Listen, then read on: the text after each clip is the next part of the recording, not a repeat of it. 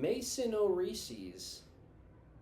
They had joked on Shrewsbury Street that Mason O'Reese's was Mr. Jitters, for he got nervous around the girls. Years later, away from the namers, he was walking on his own path and finding his own watering holes more fragrant. He didn't like how people were bullies. He had dreams. They had said that Main Street was full of negativity. But Mason didn't think it possible that all the people were like that. And the people who said that were normally drunk, where areas of Main Street had drugs that were illegal, not bars. So, one day, Mason followed God and went for a walk to and from the Duncans on Main toward the bustling downtown district. Downtown, he lived in a fourth-floor apartment. He walked very slow. He took his time.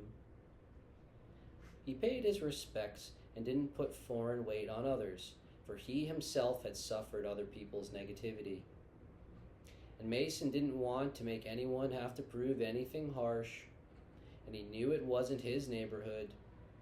But Mason noticed a cool barbershop, 2 tents where Spanish speakers give saint icons and coupons, dark-haired daughters playing on the sidewalk, and he saw a cookout too.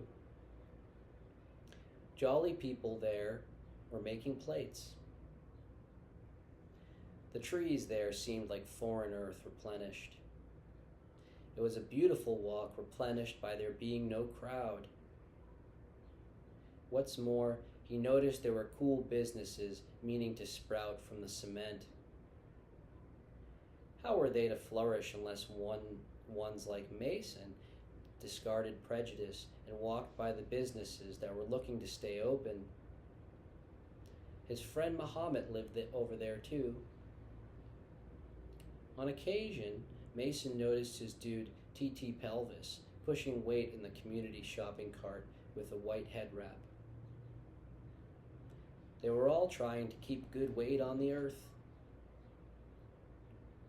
On his way home, he bought a package of Reese's cups from the shell.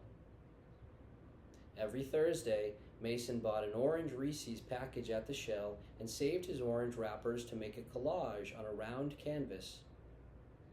Finally, he sold his artwork titled Reese's Circle for $42 to Bruja, who was organizing an art show some Sundays.